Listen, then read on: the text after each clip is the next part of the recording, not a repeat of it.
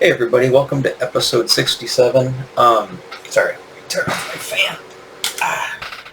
Um, Today's episode, I'm going to talk, it's going to be more music talk, so buckle up for that.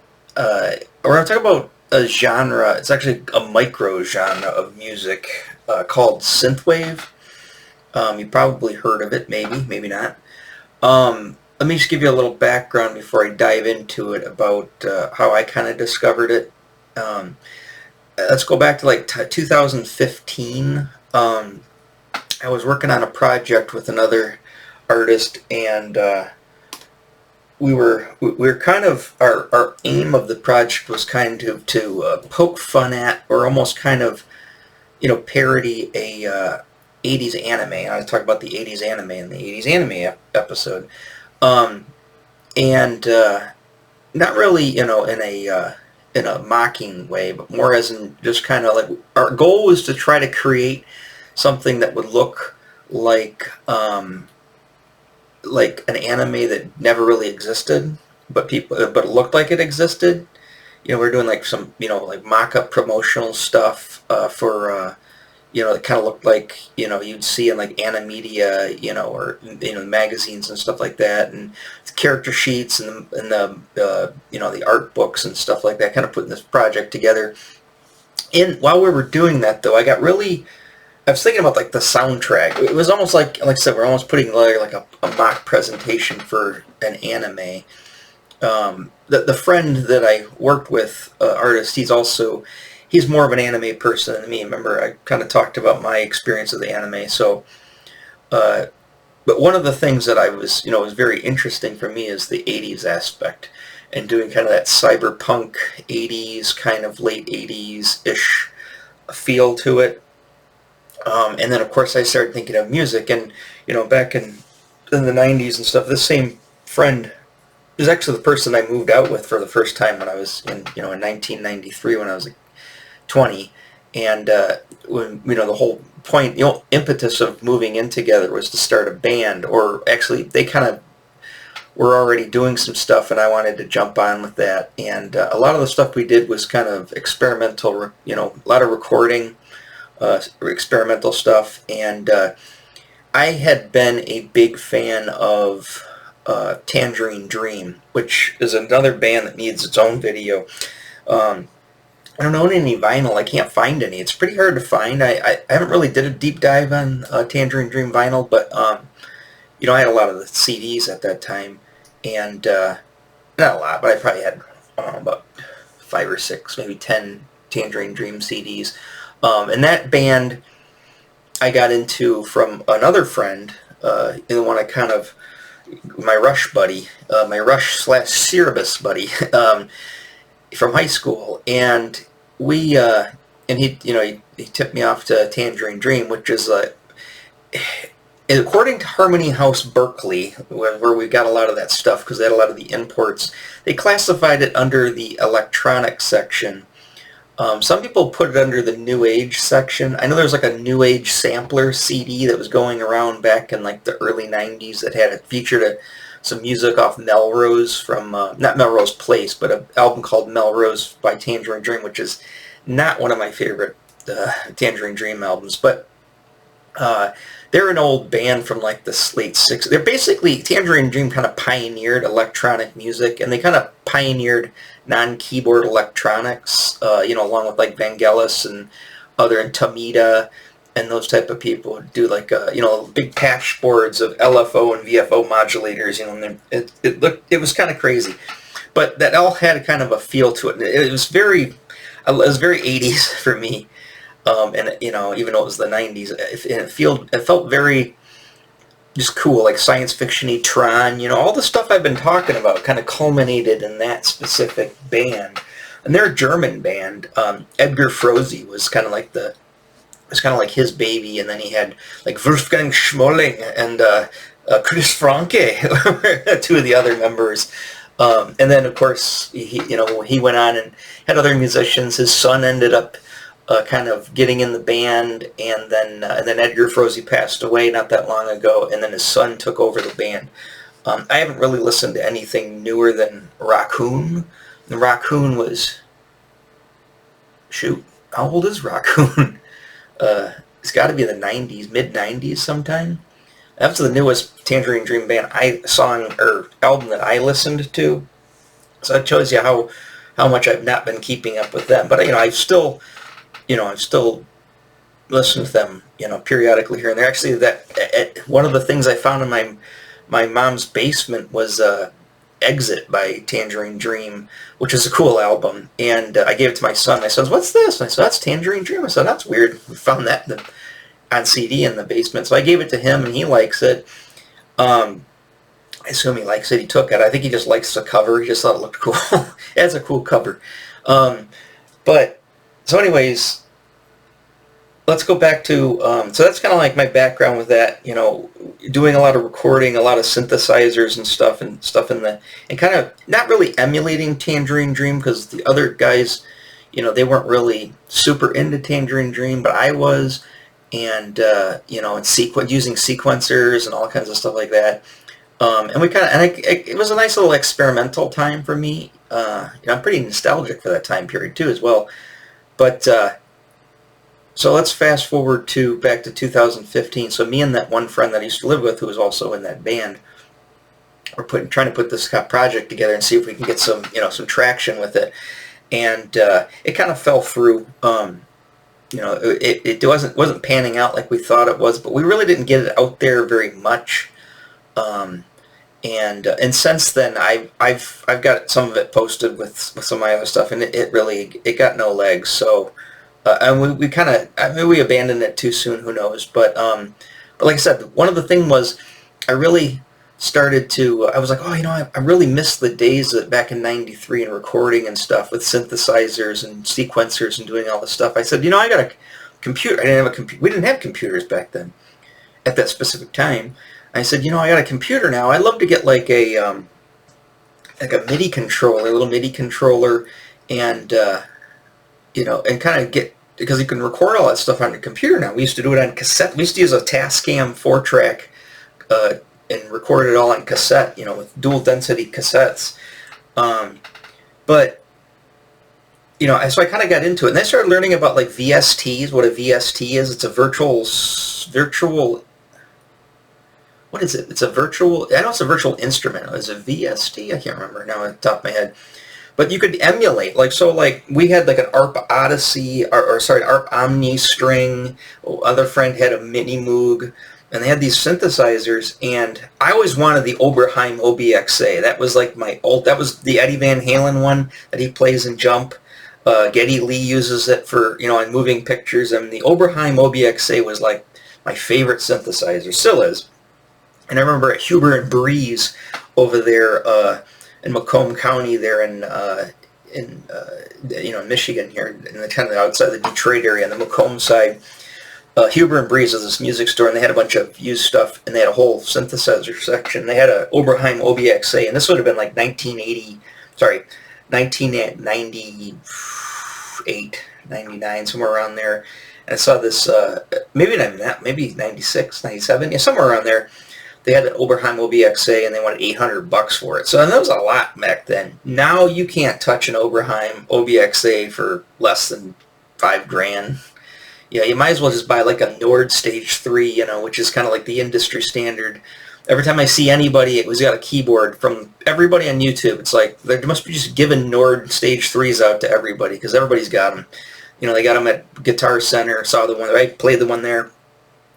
Those are $5,000. Sometimes you get them on sale, but let's go back to, how much money all this stuff costs.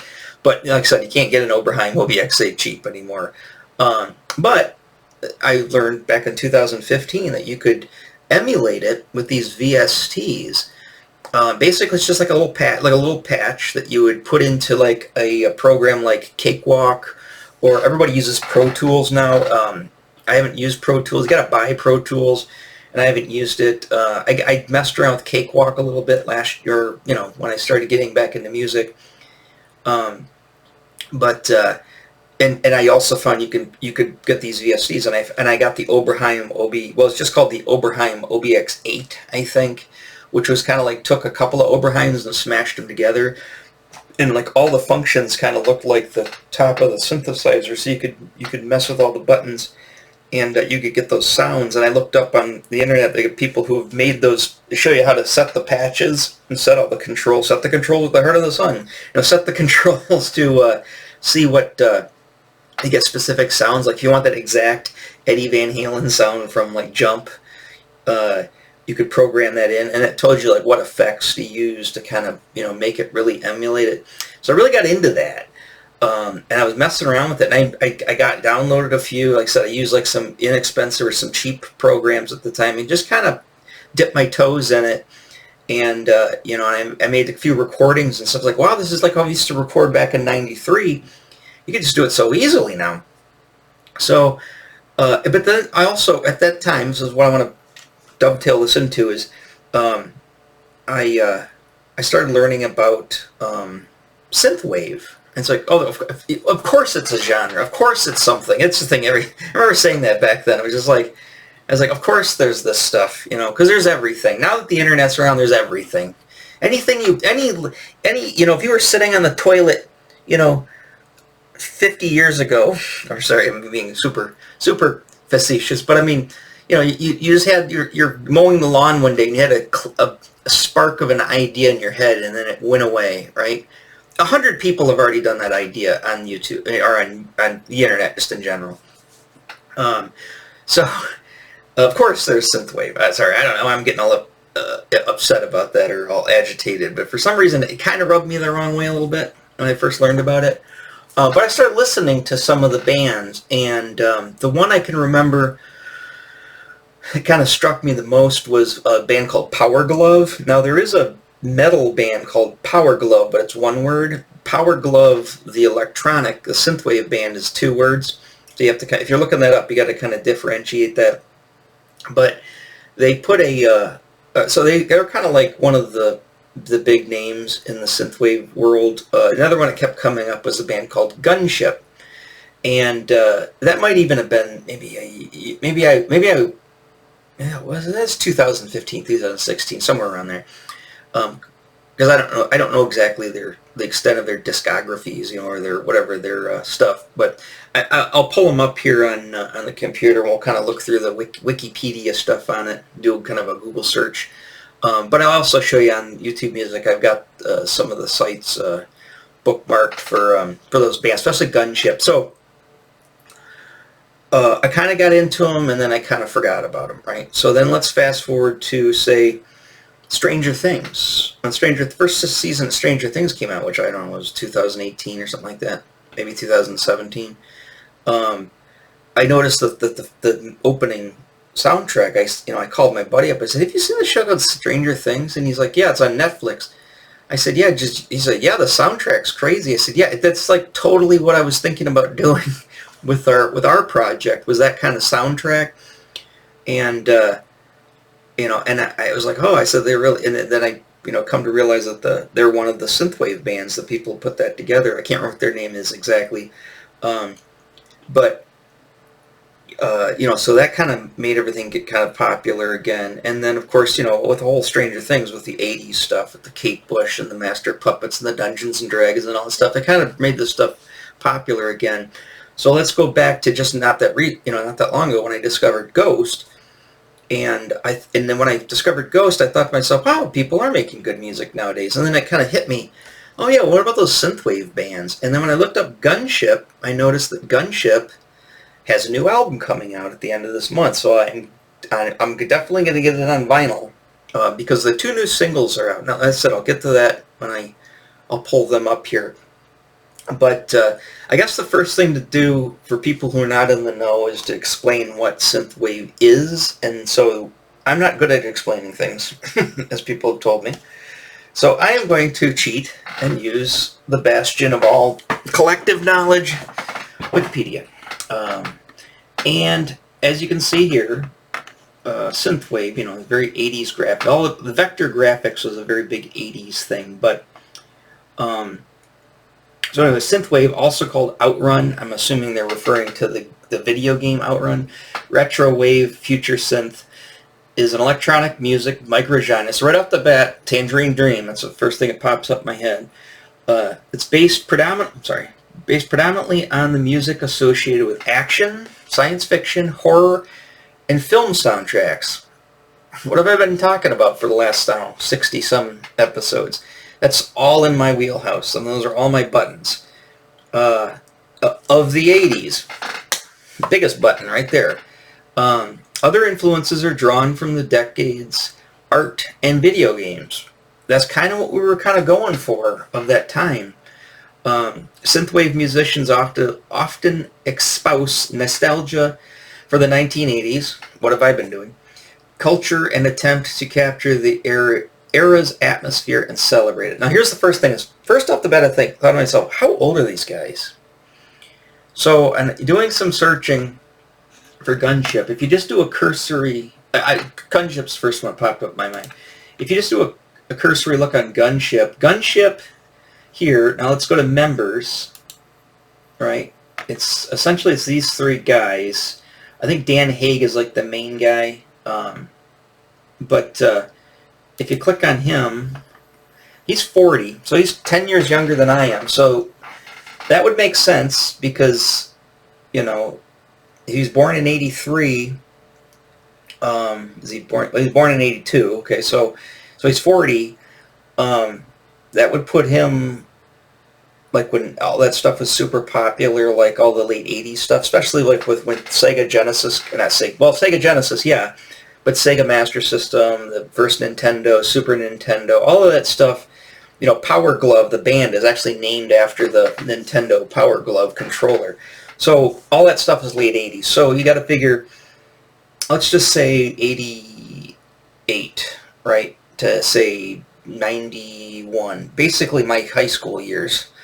He would have been 10 years younger than me, so he was probably, you know, he was young.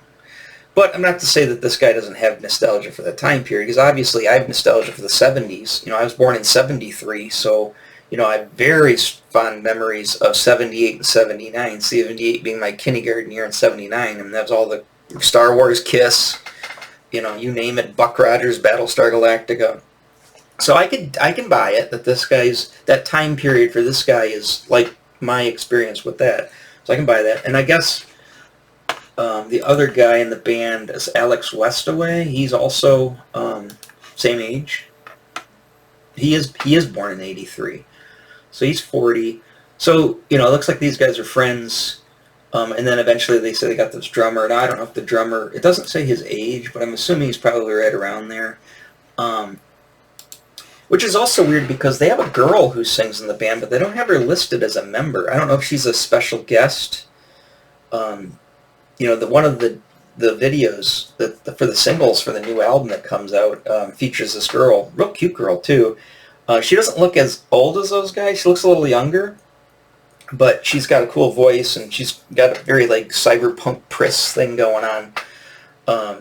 But they don't show her as a member. So I'm gonna get back. I'm gonna get heavier into this band now, but now that I'm kind of back into music, so I want to, you know, do a little bit more diving into them and find out some more about them. If you know, anybody, you know, watches this, knows anything about this band Gunship, you know, let me know. You know, I'll probably eventually find out everything because that's how I am. I go down rabbit holes all the time, and I get obsessive compulsive, and I got to know everything. I've been doing it for Ghost, so. Wait till we get to the Ghost stuff. I got some stuff to say that I found that it's just, I don't know, I just got opinions on that stuff. By the way, I did listen to the prequel album, and I also listened to the 7-inch that came with it. And one song on the 7-inch, I'll get into this more on that video, but the other one's good. The flip side of it's good, and the album's good. So I'll do that. And I'll probably record that video tomorrow. Although, incidentally, the T-shirt for that album, I got a little message from Amazon saying it's out for delivery currently. So we might be hearing a knock at the door during this video, and I'll have my video, or I'll have my T-shirt. But anyways, but I wanted to record this just because I've been listening. I've been working here all morning on my art, and I was listening to all their music, your Gunship specifically. So I kind of wanted to talk about this stuff. But let's go back to the Synthwave here. again, this is Gunship's probably the band I'm going to reference the most.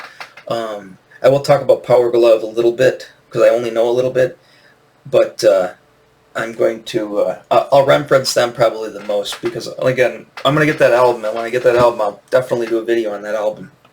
But so here we go. The genre developed in the mid to late 2000s. Okay. Through French house producers as well as younger artists who were inspired by the 2002 video game Grand Theft Auto Vice City. Now that totally makes sense because essentially that's what they were doing in that Vice City game. Other reference points include composers John Carpenter, of course, obviously he's a synth guy, the whole Halloween soundtrack's all him, where he recorded it. I think he did like Big Trouble in Little China. I think in The Thing, I'm pretty sure he does the music on all of his stuff, or at least he's a strong part of it. This guy, who is this guy? I've heard the name before, but I don't know exactly. French composer. Blah, blah, blah, blah, blah, blah. All right, whatever. And there you go. What did I just mention earlier? I said Vangelis, right? There you go. Vangelis, who obviously one of his most... I don't know if he's more well-known for the Blade Runner soundtrack, or he's more well-known for the Chariots of Fire soundtrack. I would probably... Chariots of Fire, that that is him.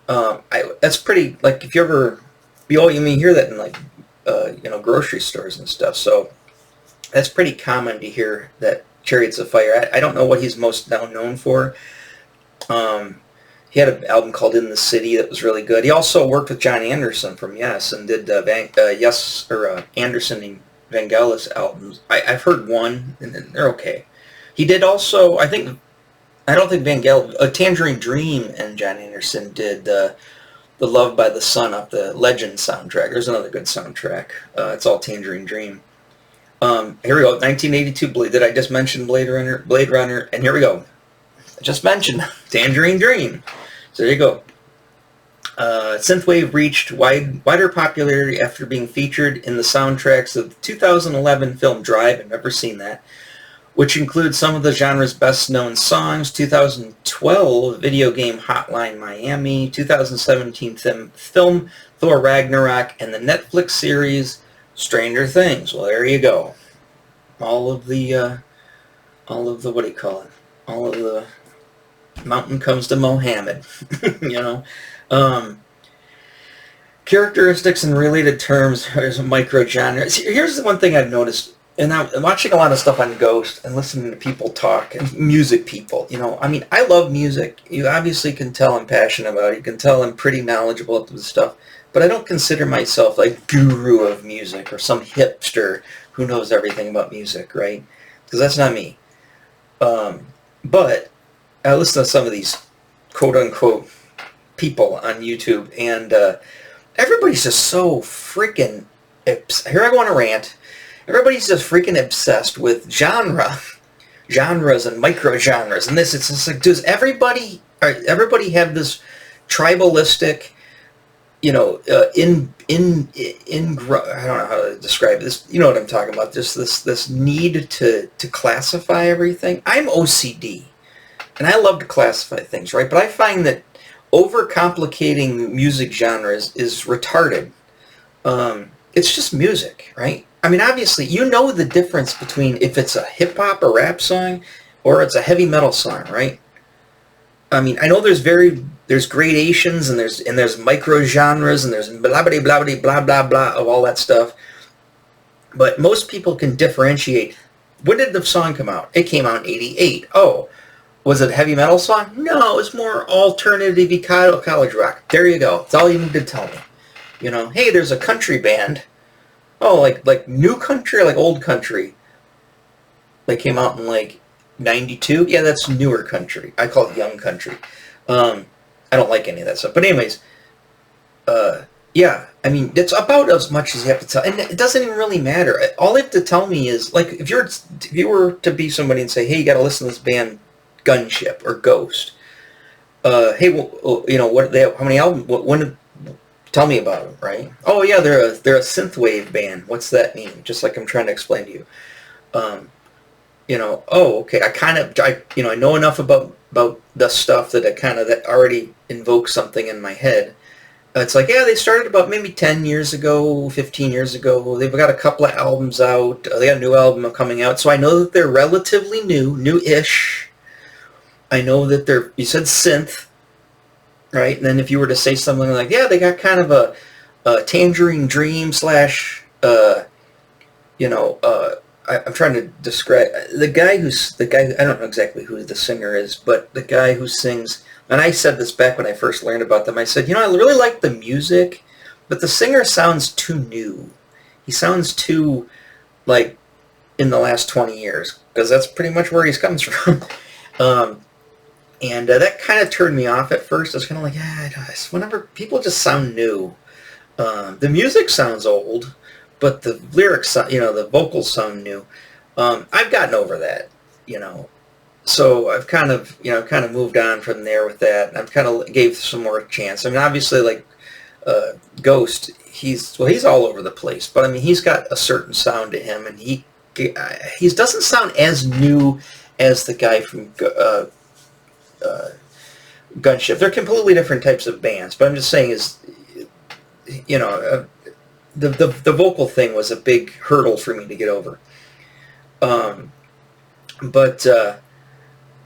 So anyways, yeah, back to the, talking about,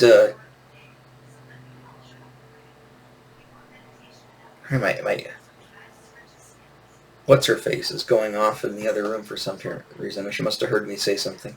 Anyways, the AI who shall go unnamed, because then she'll activate behind me. So anyways, the genres, it's just like, quit trying to it's like, people are complaining about, the Ghost. Ghost isn't metal. Who cares? Who freaking cares? Well, they keep classifying it as a metal. Is it somehow offends you? Does it somehow take away from if you're that insecure and that tribalistic that you're so worried? And this is probably something young people do. I mean, old farts like me could give a rat's ass about that shit. It's probably a young person thing to get all hot and bothered, just like I probably would have gotten hot and bothered, when I was 20 years old. It's like, what, you know what I mean? So, yeah, I think it's just dumb. It's just music, right? I mean, you can give me a vague idea of what kind of music it is, but I don't care what genre it is. I'm going to know if I like it or don't like it as soon as I listen to the album, or at least listen to the first couple of tracks, But one thing I gotta say though, and I still can't get over. Remember, I had issues sometimes, a hurdle of getting over. It sounds too new, right? One thing that does seem to keep me as a preventative wall of keeping me from getting into anything is if I see the band. These guys don't look. This guy's way too good looking.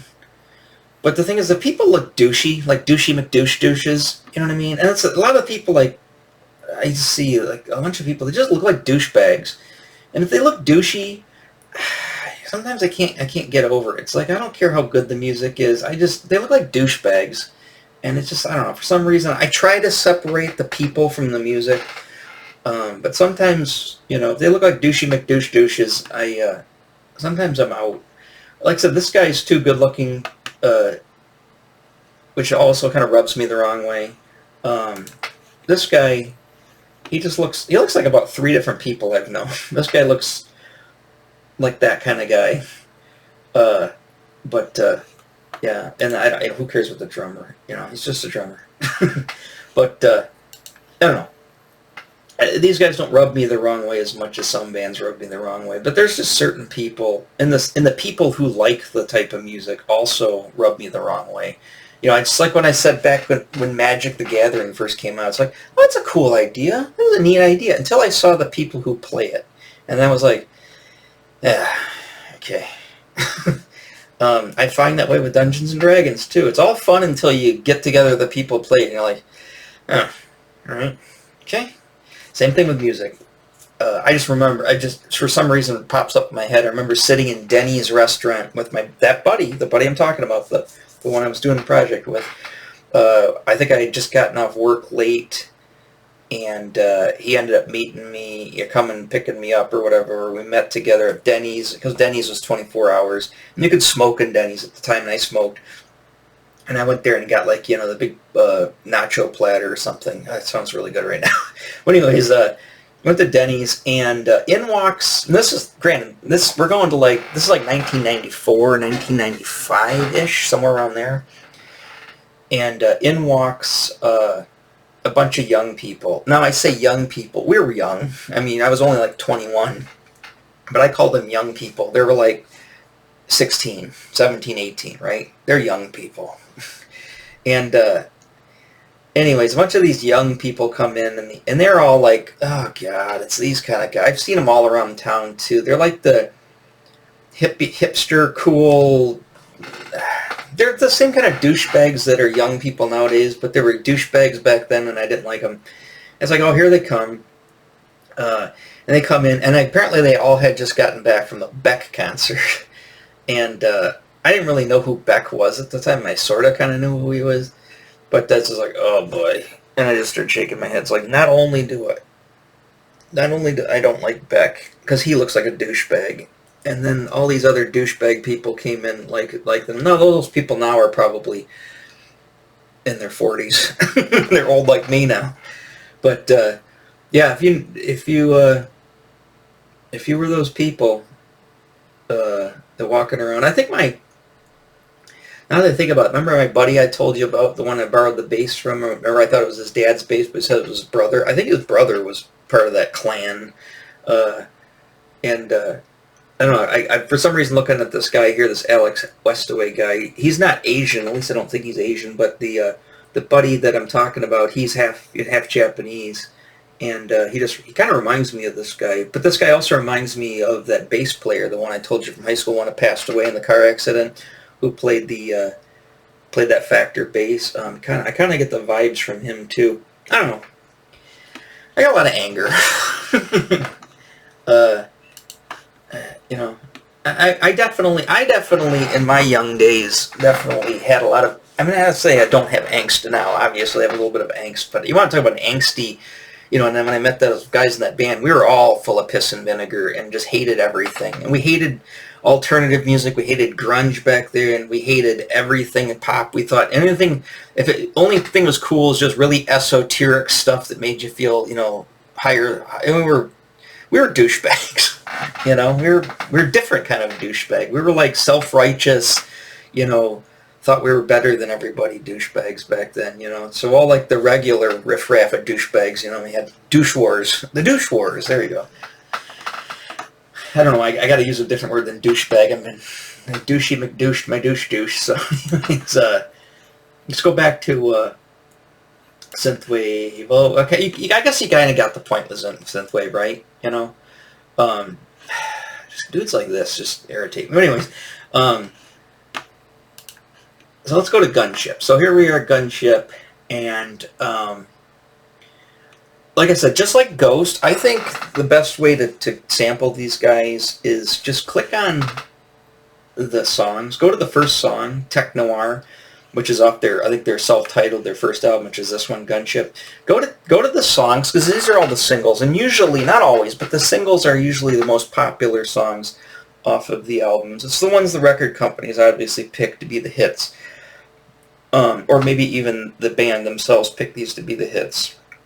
Go to the song, go to the things, and you also, and just start listening to them from the top. Now, Tastes Like Venom, and Monsters in Paradise are the two new singles off that new album that's not out until the 29th of this month.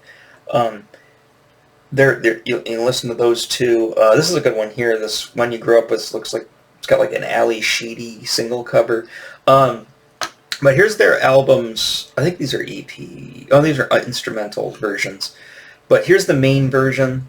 That's their first album, self-titled Gunship. You can get these on vinyl too on Amazon, or you can just go to their website and buy it. And then Dark All Day. So yeah, it makes sense. 2015. So that was right. I was right. That album had just come out when I discovered them back when we were working on that project. And then 2018, this came out, and I kind of saw that it came out, but I didn't really go too much into it. I said to my friend, I said, I think Gunship's got a new album out. Or he told me, one of the two. And then here's the cover of their new album that comes out this month, for 2023. So they haven't had an album in a while. Obviously, with the pandemic, a lot of bands probably went MIA for a little while. But and they also, it's funny, they also do this, there's Power Gloves. They also do this track here with features Power Glove with them. And they did some soundtrack work for stuff.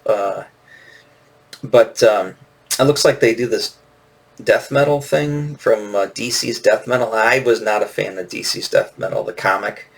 I don't know, for some reason. You'd think I would have liked it. I found it too try hard for me. It seemed too try hard, I guess is the best way. I'm gonna start using that term from Fortnite. These are try hard. This is a try hard album. This is the kind of album that when you shoot at a guy in Fortnite and you miss him, or you just do a little bit of damage, and then suddenly he's 1,000 times better than you, and he'll go out of his way like a polar bear, you know what I mean, to kill you, and he'll just and even if you give him some guff, he'll build like massively. He'll do everything that'll do to piss you off, make you throw the controller against the wall and rage. He'll do, because he's a tryhard. So that's what I call this album. This album's a tryhard. Sorry, no, not the album. I don't know anything about the album, but the comics. I read a couple of them, and I just found it too. I don't know. I'm not a big fan of the people that did it either, too. So it kind of turned me off to it. I had a lot of animosity towards stuff. I don't know why. I'm just getting old. I'm getting old and bitter. I used to be young and full of piss and vinegar. Now I'm just getting old and bitter. But maybe I was old and bitter when I was 20 years old. Anyways, so I would suggest going through here and listening to their hit songs. It's like anything. I think this is the best way to kind of get into something. As you can see, obviously, they're going for that 80s vibe. I mean, talk about Outrun. I think that's the Outrun car there from the Sega game, Outrun. Power Gloves with them. Let's look at some of their singles. They got some cool. There's that one cover of the song. I think it's Ali Sheedy from Breakfast Club. I think, like a weird stylized drawing of her, or like a tracing. It even could just be a filter on Photoshop that is used with a photo, a picture of Ali Sheedy from that.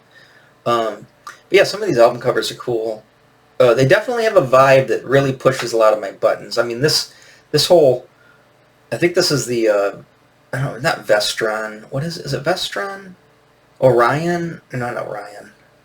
This looks like the graphic from, it's the one that did it does all the bad 80s movies, like Revenge of the Ninja and all that stuff. Ninja 3, The Domination. Which also reminds me, at this relatively a 2005-ish or right around there, I don't remember, there's that movie Kung Fury, which was kind of like, they might even did some music on Kung Fury, or some of the synthwave is, but it's kind of like somebody did a movie that kind of is just like just a mishmash of like 80s tropes, and again, it was done in it seemed like a mocking way, but also seemed like look how ironic everything is way, because young people, they're ironic, everything's gotta be ironically cool. And I get a little bit of that vibe from bands like this, but I also realize these guys are 40, so they're probably, like I said, they've got memories of this stuff. So, like, if I was to do a parody of, like, say, Kiss, right? Am I being ironic, right? Or do I truly love some of that stuff in that time period? I would say the latter. I'm not trying to do it to be ironic, and I don't think these people are either. But there are some people that obviously, think this stuff's cool because it's hip. It's hip to record your album on cassette tape. It's hip to have the VHS. It's a thing. Everything's become a thing, which I guess isn't any different from the 80s. I mean, things were 50s. It's like, oh, it's got a 50s, but it's got a retro 50s vibe to it. It's got a 60s vibe to it. So I guess you can't escape that. It's just a thing. But yeah, I think they got some cool single covers here. I listened to all of these. I gotta say, oh, that new album's probably their best so far. Although they do a good cover of Eleanor Rigby that's really nice. I'm not a huge Beatles fan, but it sounds really cool. The Cthulhu songs, the video game Champion's pretty good. This Woken Furies is good. The Ali Sheedy cover one, that one's good. The Veil of Shadows is pretty decent. Actually, I think I might have. I've heard Mountain before, but I think I don't. No, I haven't heard this song. Well, I didn't just listen to these, but I've heard these two songs before. This is the only one I don't think I listened to. This Black Blood. Is it Black Blood Red Kiss? It's got a cool cover. I don't know if that's from a movie or from a. Is that the girl from the AI girl from Blade Runner 2099 or whatever the new Blade Runner was? The what the hell? I can't remember. What's the French guy? Villeneuve? No, Villeneuve? Is that his name? The guy that did Dune. The guy that did Dune 2. I just get a vibe from him. From that. I don't know if that's what that is. It might just be a photograph they kind of just doctored up in Photoshop. But anyways, I would check that out. Like I said, I feel like I'm getting a little too ghost, so I need to kind of pull back on the ghostness here and have to fill my musical appetite here with something else besides ghost. And like I said, this Gunship band pushes all my buttons. Now, I was listening to them today, and I thought to myself, they also sound a little Nine Inch Nailsy, and I'm not a big Nine Inch Nails fan. They sound a little Nine Inch Nailsy. They sound, again, just like Ghost, they sound like they're misplaced, like they're from an alternate dimension 80s. As in, it's like they're from that time period, but not from our dimension, not our verse, our multiverse, which is weird. But I like that, and it's weird, and obviously that's becoming a shtick, so, maybe, is that going to become its own genre? It's like, it's the alternate 80s, alternate 80s verse is going to be the new micro genre, where everything sounds like, and again, I swear we were doing this before anybody else, but obviously we weren't because these guys are before us, but I swear we were doing this in 2015 with that anime thing, where we were doing the same thing. We wanted to make it look like it came from the 80s, but never really, but from a different, another dimension. Again, no matter what, like I said, you could have the perfect idea come to you, you're cooking your scrambled eggs one afternoon, and if you don't act on it, if you don't get on it and do something with it as quick as possible and just get something out there, somebody's going to come along in nanoseconds, and they are going to make a fortune and on your idea, because they had the same idea while they were cooking scrambled eggs one day, and it just seems like there's nothing. It's almost impossible to create anything in a vacuum. It seems like, because you are so like-minded, if you like certain things that other people like, and a lot of things appeal to you, and you're of the type to create, you're a creative person, and you want to create something, inevitably you're gonna, there's gonna be, whatever they call it, 6 degrees of separation. That's not what it's called. There's going to be this weird kind of, cross, where somebody's going to think of the same idea just as you think of the same idea. I don't know how many times we've had conversations, me and my people that have known about this, were just like, didn't we think about that like 15 years ago? Yeah, we should have did something with it. Yeah, well, apparently we didn't. Look at somebody else did, and they made a fortune. So, again, you got an idea, go online. There probably is 100 people that have already thought of that idea, but if they didn't, act on it.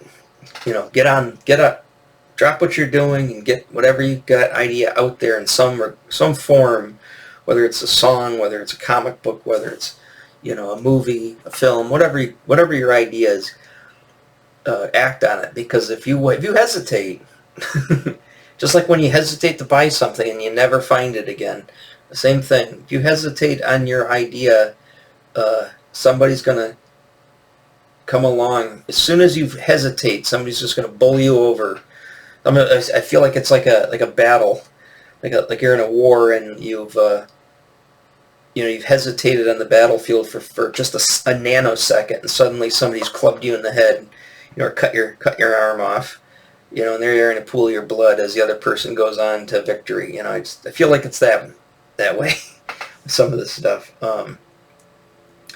But yeah, so Gunship, I would check out.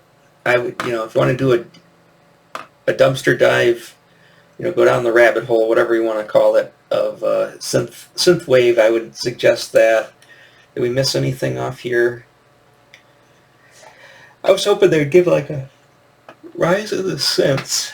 Oh, a documentary featuring John Carpenter. I might have to check that out. What's that on? Is that on one of the streaming services? 80s, 90s music. I was just hoping that they'd have like a list of synthwave bands, but I don't see anything like that. I mean, they mentioned a couple of them. Perturbator or whatever. I've heard of them.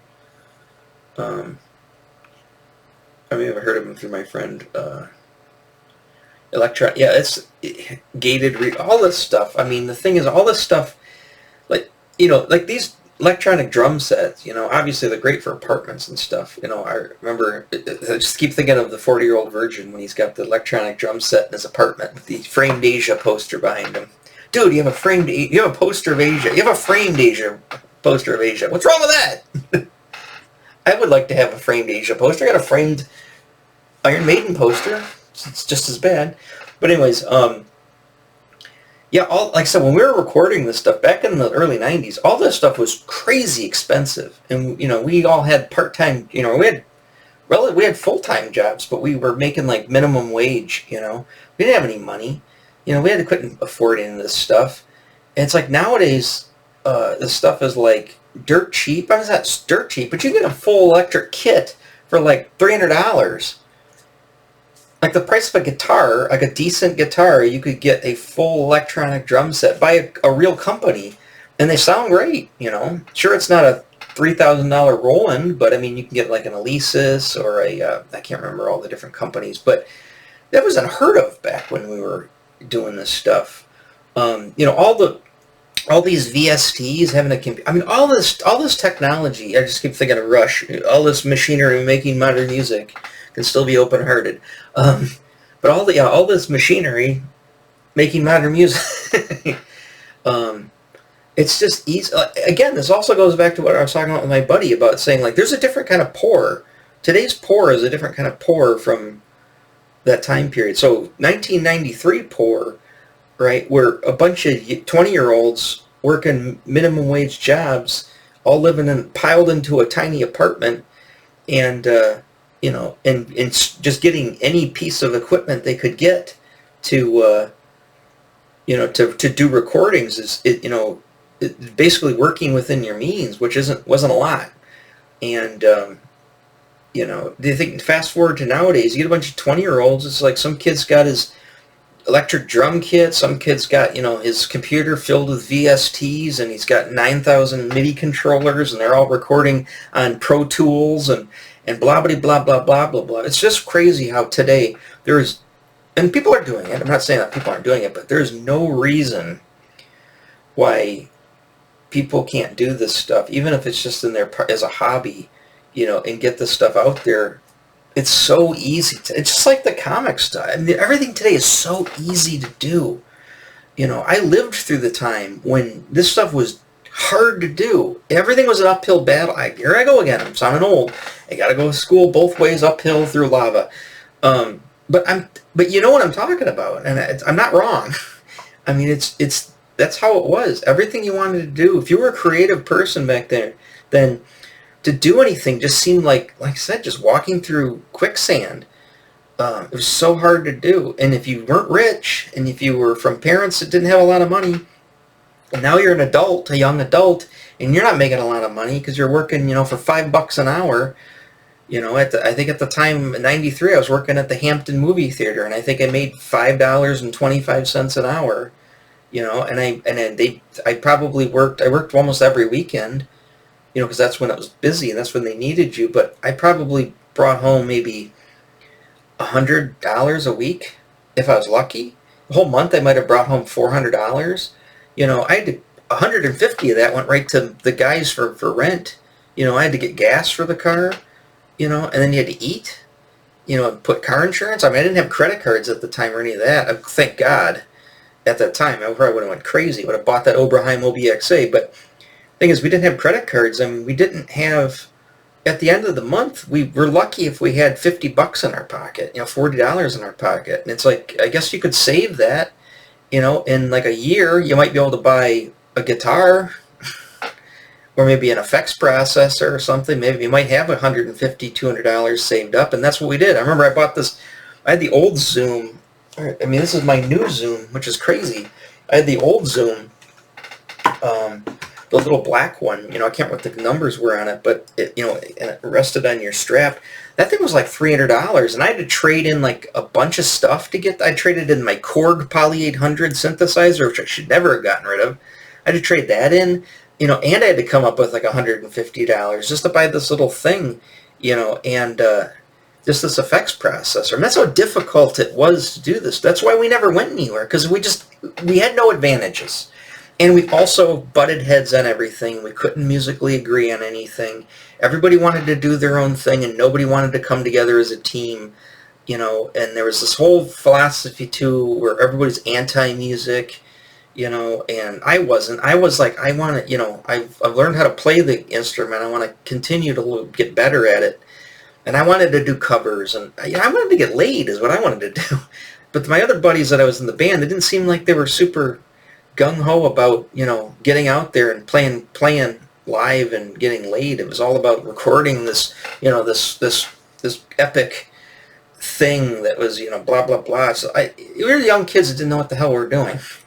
You know, I had an idea of what I wanted to do, but no idea how to get there, and nobody to help you.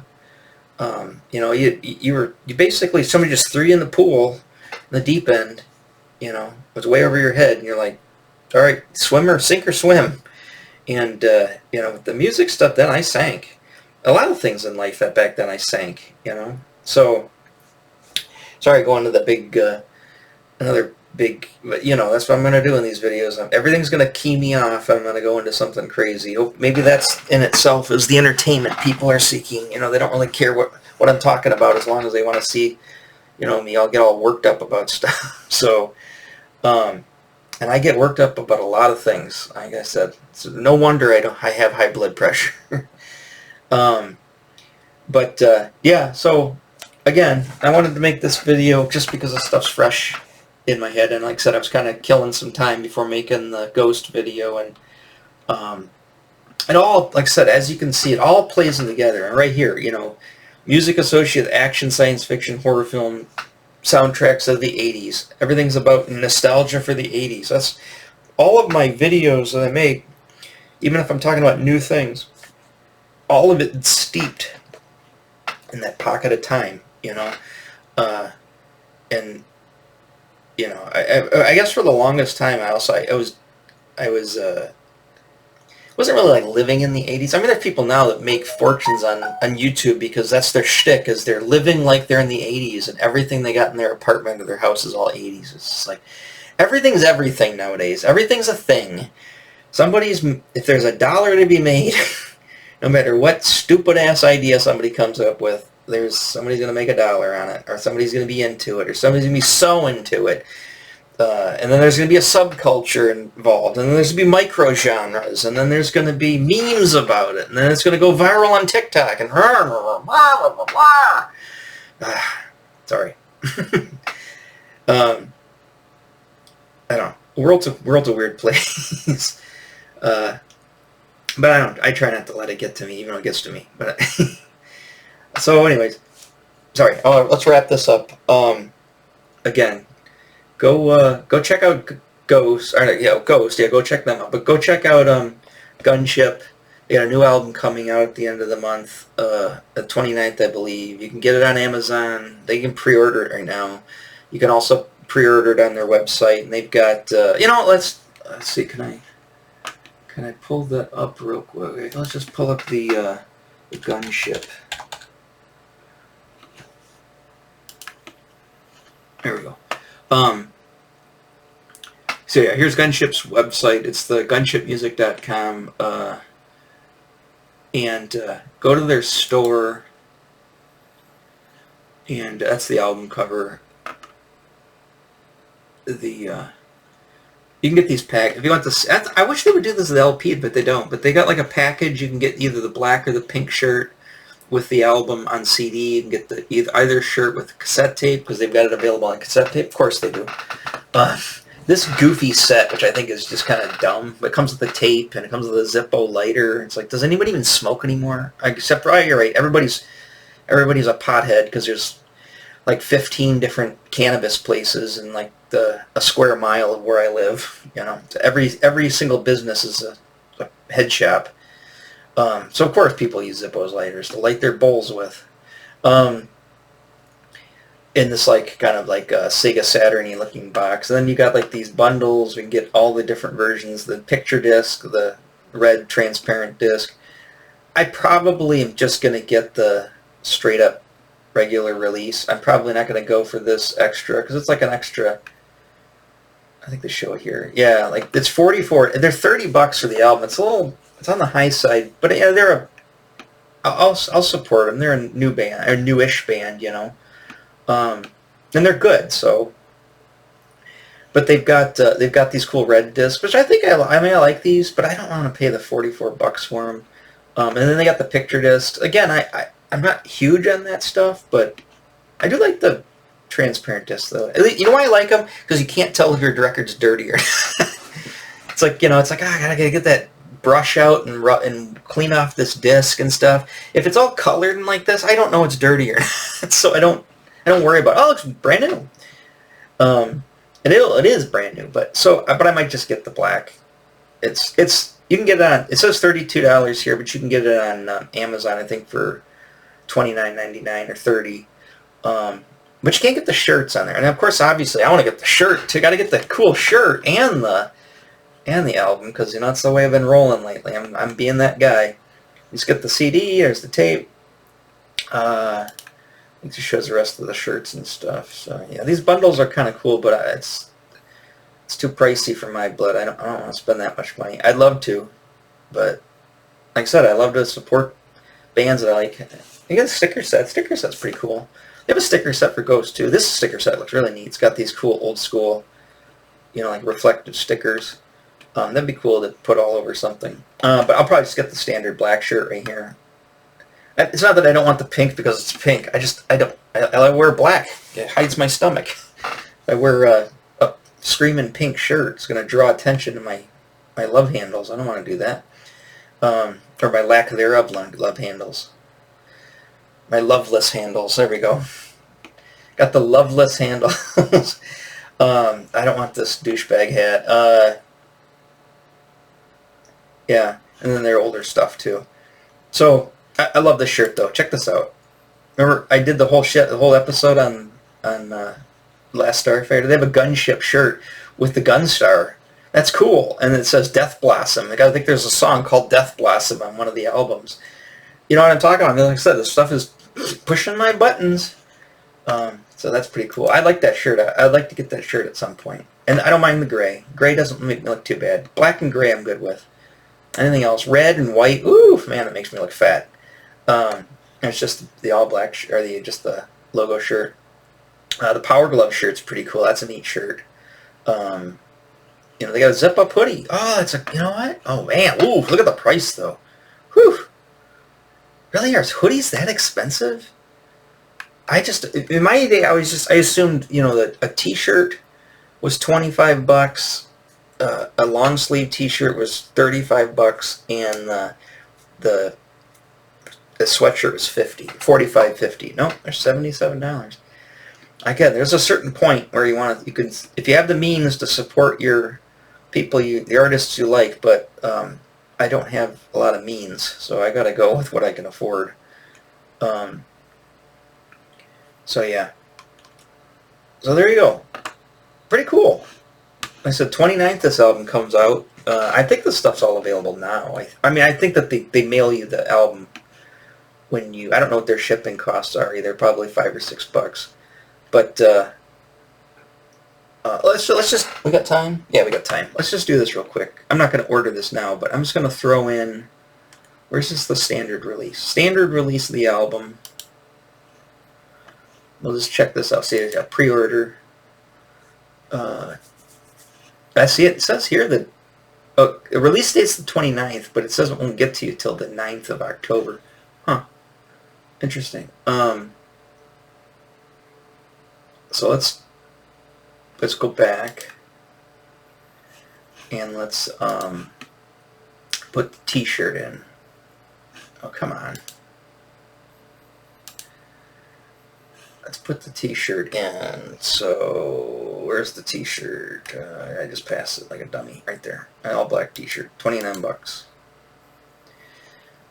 And let's put it. I'm not gonna order it, but I'm just gonna make sure they've got it. I need my extra large because I'm an extra large guy. Oh, it's got some kanji on the back.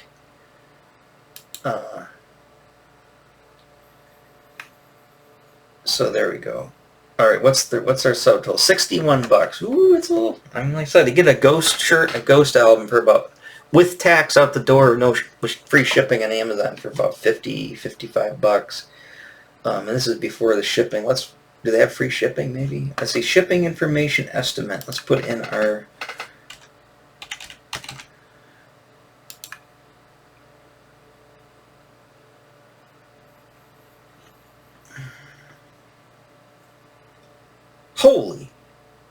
Holy moly! This has got to be wrong. Oh, it's a British band. It's coming from Britain. Is that what the problem? $30 for shipping? For a record and a shirt? Well, I guess if it's coming from overseas, holy shit. Alright, maybe I'm not getting the shirt unless I can get it on Amazon. I think I'm going to be ordering this from Amazon because I can't afford that for just those two things. I mean, I can, but I mean, I don't want to pay that. 91 bucks. Jesus, $30 in shipping? USPS, yeah, it's just the United States Postal Service to United States. More options. I guess it's because it's coming from overseas. Okay, let's backtrack. Let's just go look real quick. Let's go to here. Let's go to Gunship vinyl. Well, let's just see what was the album called? I can't remember now. Oh, it's right here. Oh, Unicorn. Duh, I couldn't remember Unicorn. Unicorn. Alright, let's go to Amazon. Here it is on, yeah, here it is on Amazon. Of course Urban Outfitters has it. I haven't been to Urban Outfitters in a long time. I think the last one I went to was either at Somerset Mall or the one in Ann Arbor. I used to like that store, but that is a douchebag store. Yeah, I think I have this on my, what do you call it, in my thing. What do they call it?